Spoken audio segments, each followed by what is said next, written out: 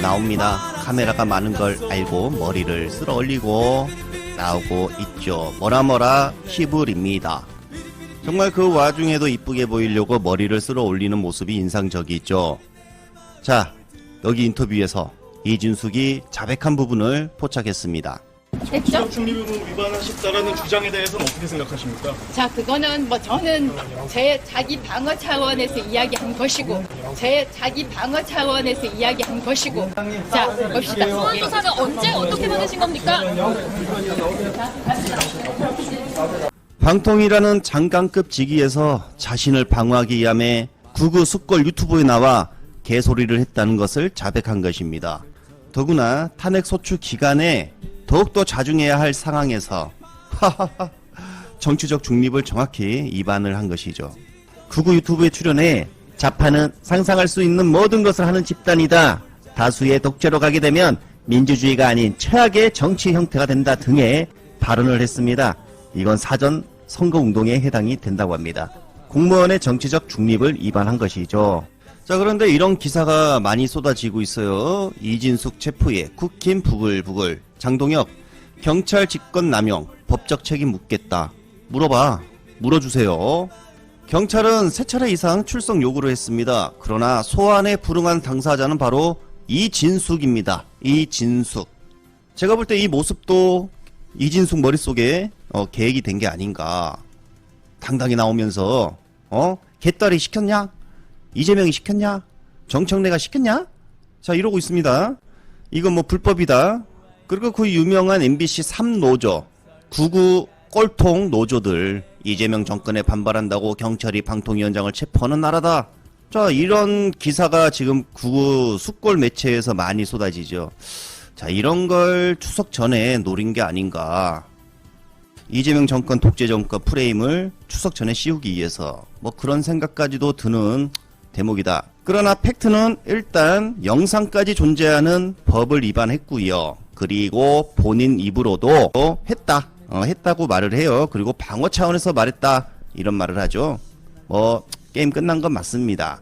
그런데 아주 이제 그걸 이용해서 정치적 프레임을 씌우는 여론몰이라는 모습 아주 안 좋아요. 시당은 현재 소속 당원들에 대한 전수조사 진행 중이며 특정 종교단체의 대규모 집단 입당은 발견되지 않았습니다. 이에 대해서는 국민의힘 진종호 의원이 언급한 제보 당사자 역시 입당을 실행에 옮긴 바 없다고 언론 인터뷰를 통해 밝힌 바 있습니다. 여기서 게임이 끝난 것이죠. 자, 제보자가 인터뷰를 했다는 거 아닙니까? 입당을 실행에 옮긴 적이 없다. 자, 이렇게 말한 것은 진종호가 주장했던 거 배치되는 것이죠. 자, 입당을 3,000명이 해서 내년 지선에서 김민석 서울시장 민다 이런 의혹을 제기했는데 이 주장은 성립 자체가 안 됩니다. 그래서 민주당도 특검하자, 민주당도 당원 명부 내놔라, 이거 알면서 그런 것 같아요. 알면서. 그 제보자가 누구냐면 바로 서울시 사경연맹 회장입니다. 친한 사람일 거예요. 또한 녹취가 이루어진 시점은 경선 선거권 행사를 위한 입당 시한 마감에 임박한 시기로 입당 심사 처리 및 심사 기간을 고려할 때 시기적으로 집단 입당 실현은 불가능합니다. 지금 통일교 비리 의혹이 터졌고 그 와중에 스트레스가 쌓였는지 막말까지 했죠. 호남엔 불 안 나나? 자, 김정재 의원입니다.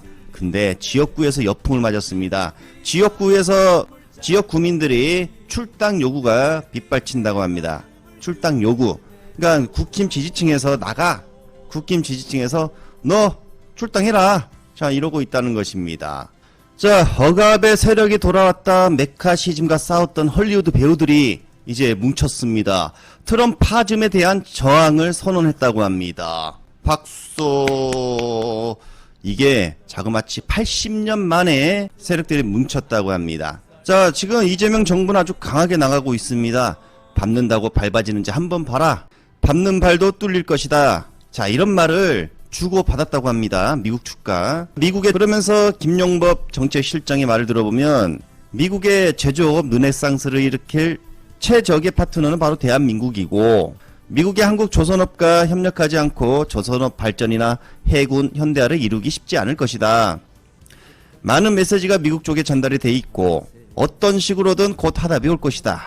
그러면서 낙관하는 건 아니지만 나중에 해피 엔딩이 되지 않겠느냐. 에이펙에서 극적인 타결이 되지 않을까 저도 그렇게 내심 바라고 있죠. 트럼프의 정부 예산이 막혔습니다. 셧다운에 들어갔는데 1개월가량의 임시 예산안마저도 부결이 되었습니다.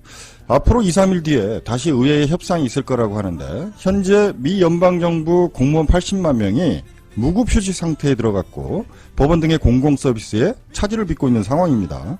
이번 예산안 표결의 주요 의제는 오바마 케어, 즉 국민건강보험이었죠. 트럼프는 이를 축소하려 했고 민주당은 원안을 고소하려 했습니다.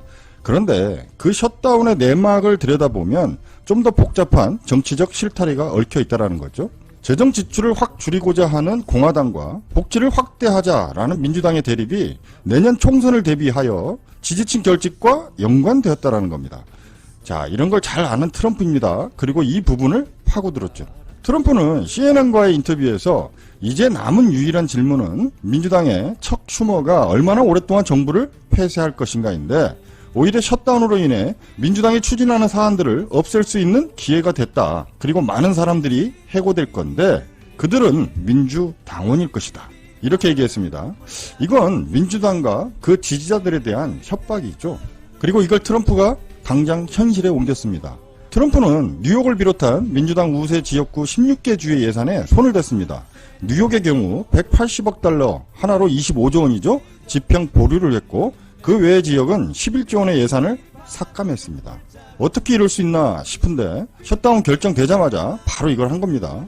지난번 트럼프 일기 때 자신이 추진하던 멕시코 장병 예산을 양보하고 셧다운을 해제했던 트럼프인데 그래서 그럴까요? 이번에는 양보 굴복이 아니라 힘으로 압박해서 이 난국을 해결해 보려는 것 같습니다. 이러한 정치적 움직임의 예시였을까요? 트럼프가 지난번 여야 지도부의 마지막 예산 협상 당시에 테이블 위에 갑자기 모자를 놨습니다. 이 모자, 극우를 선동하던 그 빨간색의 마가 모자이죠? 그런데 이번에는 트럼프 2028이라고 오바로크를 해놨습니다. 2028년은 미국의 차기 대선이 있는 해인데 매우 도발적인 글을 새겼습니다.